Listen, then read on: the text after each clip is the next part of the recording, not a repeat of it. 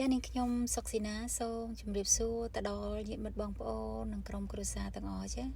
ទាំងនៅទីជិតនិងទីឆ្ងាយចាថ្ងៃនេះនាងខ្ញុំសូមចែកជូននៅបទចម្រៀងមួយបទដែលមានចំណងជើងថាសាសនាប្រចាំជាតិចាសូមបងប្អូនញាតិមិត្តទាំងអស់ចារីករាយស្ដាប់ដូចតទៅប្រទេសខ្មែរយើងមានសាសនាប្រចាំជាតិសូមកុំអើយឃ្លានក្មេងគ្មៀតរសាគ្រប់វ័យសាសនាព្រះពុទ្ធបរិសុទ្ធនៅក្នុងលោកីយើងកូនខ្មែរទាំងប្រុសស្រីគប្បីកុំអើយមានឆ្កងធ្វើល្អបានល្អបវរប៉ិតណាស់ណាថ្លៃធរនឹងអើយក្តីយើងមិនជួបរឿងសៅមងបើចង់បានល្អសូមគុំធ្វើរឿងខុសឆ្គងជីវិតបានសុខកន្លងព្រោះចិត្តបងតែផ្លូវល្អ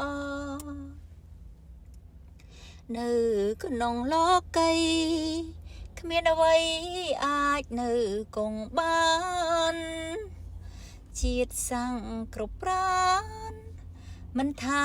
អ្នកមានឬក្រពេលចាស់លោកទៅគួរទុកនៅគេឈ្មោះដ៏ល្អទ្រព្យសម្បត្តិមានច្រើនកកមិនអាចយកទៅបានឡើយសូមអរញោមញាតិជួយរក្សាជាតិសាសនាកូនខ្មែរខែមរាមេត្តាគុំនៅកន្តើយវត្តអារាមានបុរាណលោកសាងទុកអើយធ្វើបុណ្យគុំនៅប្រងើយជីវិតដល់ត្រើយសុខសាននៅក្នុងលោកីគ្មានអ្វីអាចនៅគង់បានជាតិសាំងគ្រប់ប្រានមិនថាអ្នកមានឬក្រពេលចាក់លោកទៅគួរទុកនៅគេឈ្មោះដ៏ល្អទ្រព្យសម្បត្តិមានច្រើនកកមិនអាចយកទៅបានឡើយសូមអរញោមញាតិជួយរក្សាជាតិសាសនាកូនខ្មែរខែមរាមេត្តាគុំនៅកន្តើយវត្តអារាមានបុរាណលោកសាងទុកអើយធ្វើបុណ្យគុំនៅប្រងើយជីវិតដល់ត្រើយសុខសានចាបងប្អូនញាតិមិត្តទាំងអស់គ្នាចាព្រះពុទ្ធសាសនាប្រៀបដូចជាមហាសមុទ្រសាគរចាអញ្ចឹងសំខាន់គឺយើងអាចមានកម្លាំងនិងពណ៌ភ្លក់រសជាតិហ្នឹងដល់កម្រិតណាចាប្រៀបដូចជាសមុទ្រយើងទៅលេងអញ្ចឹងបើសិនជាយើងអង្គុយនឹងលើគោកយើងយកស្រូបយកតែខ្យល់អាកាសក៏បានចាយើងស្គាល់ពុទ្ធសាសនាដែរចាប៉ុន្តែសំខាន់គឺយើងថាចង់ដឹងថាសមុទ្រហ្នឹងមានរសជាតិយ៉ាងណាយើងចាប់ផ្ដើមដើរចូលទៅក្នុងសមុទ្រហ្នឹងចាយើងដើរនៅលើដីខ្សាច់ហើយរួចទៅក៏យើងអាចថាចង់ដឹងចង់ស្គាល់ចូលដល់ជម្រៅសមុទ្រហ្នឹងយើងអាចហែលទឹកបានអញ្ចឹងណាហើយចាអញ្ចឹងចំពោះអ្នកដែលថាគាត់អាចមានខ្យល់អុកស៊ីសែនឬមួយក៏ អាចគេហៅ diving ណាចាហ្នឹងហើយយើង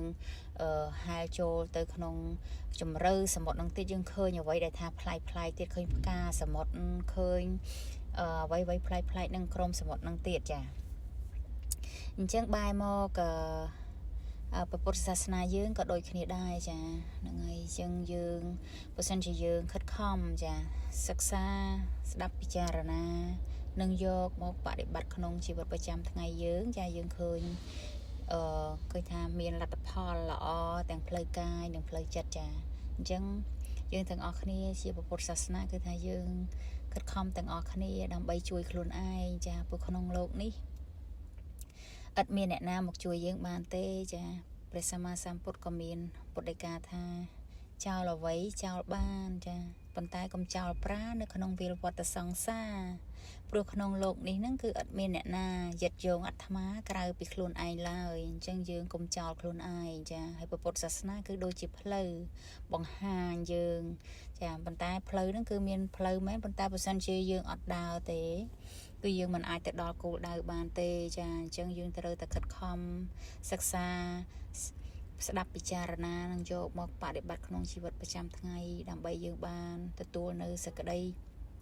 សុខទាំងផ្លូវកាយនិងផ្លូវចិត្តចាសូមអរគុណសូមជម្រាបលា